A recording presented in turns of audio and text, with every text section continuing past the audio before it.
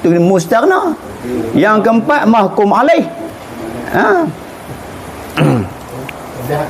Mahkum alaih. Ya.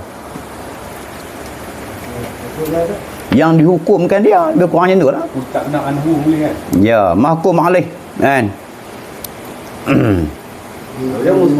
Kita hukum zat Allah Ta'ala ada sifat tak? Kita hukum Allah Ta'ala ada sifat. Ada sifat wujud, sifat qidam, sifat baqa, macam-macam lah. Kalau masalah ilah ni, masalah kalimah ilah ni kita hukum pada kalimah ilah ni ada sifat apa yang ada kat dia? 6 sifat ni sama basar kalam kan. Jadi dia ke mahkum alaih yang dihukumkan dia. Kan? Yang dihukumkan atasnya. Ada sifat tu dia. Kan? Kita ni manusia jisim yang dihukumkan apa? Berhajat. Lepas tu apa dia? Berhajat. Lepas tu tumpang di yang lain. Lepas tu ada yang membarukan dia. Fana. Macam-macam lah. Nampak tu makna zat. Jadi boleh sebut zat, boleh sebut mausuf, boleh sebut mahkum alaih, boleh sebut mustaghna. Banyak boleh sebut tuan-tuan. Tuan-tuan nak sebut nafikan mutasil boleh, nafikan munfasil boleh. Macam-macam. Ni nak bahas ni dulu. Noh.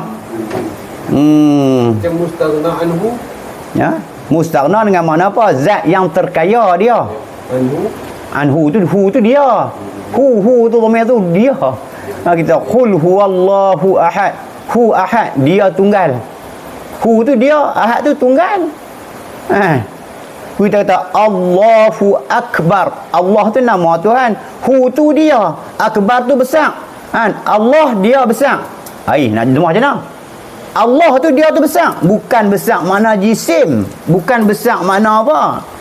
Jisim tu. Bukan besar mana isi. Besar mana apa? Makanah. Kita ngaji ilmu alat. Makanah ada martabat dia besar.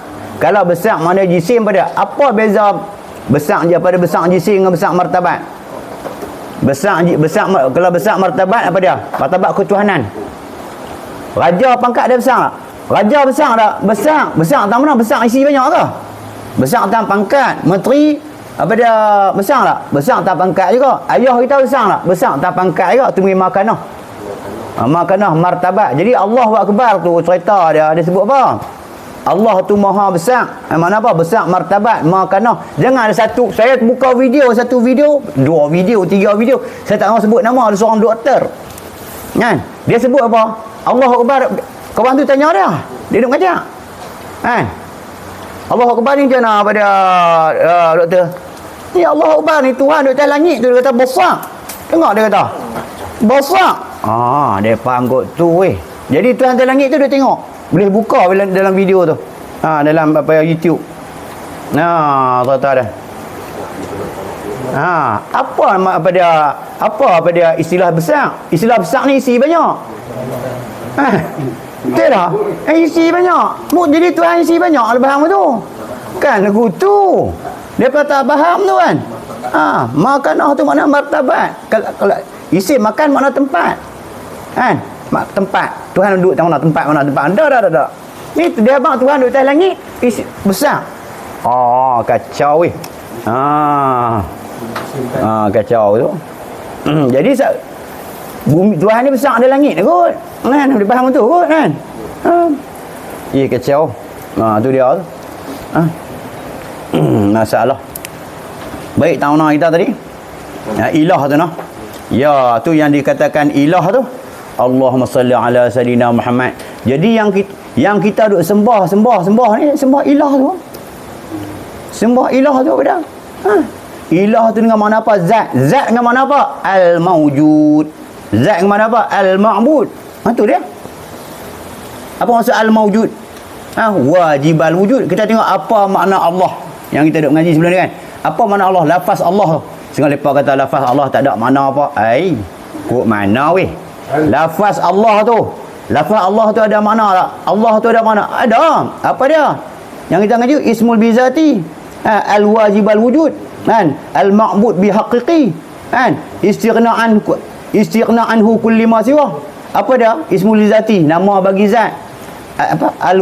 Al-wajibal wujud, yang wajib ada. Al-ma'bud bihaqiqi, yang sebenar disembah. Istighna anhu kulli ma siwa, yang terkaya bagi yang lain. Betul tak? Kenapa dia kata tak ada? Ini lapang. Lafaz Allah, makna Allah disebut Allah. Alif lam lam ha. Makna dia Allah. Apa dia Allah? Ismul bizati. Al-wajib al-wujud. Al-ma'bud bihaqiqi. Istighna anhu kulli ma siwa. Bihaqiqi. Al-ma'bud bihaqiqi. Yang al-ma'bud bihaqiqi yang sebenar disembah. Nah. Ismul bizati. Nama bagi zat maksud dia. Nampak tak? Nama bagi zat. Al-wajibal wujud. Apa dia al-wajibal wujud? Yang wajib wujudnya. Yang wajib ada dia. Yang wajib mawujud dia. Apa tak?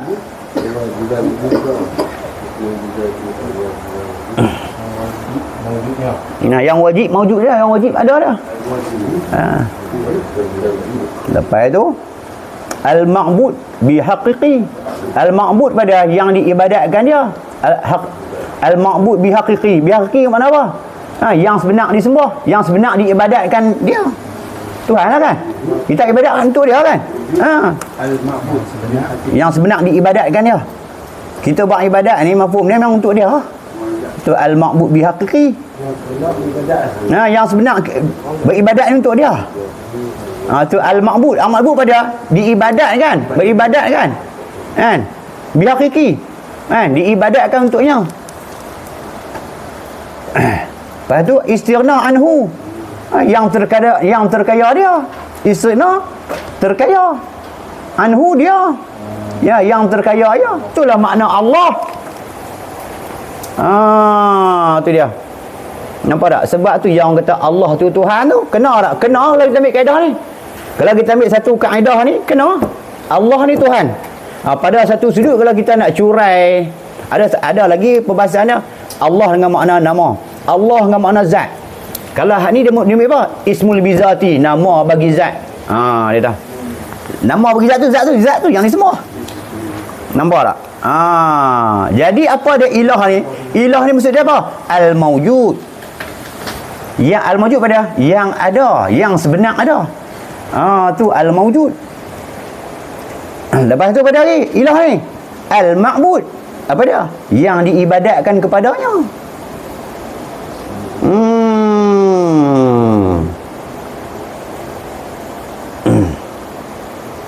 Jadi cerita dia ilah ni al-ma'bud.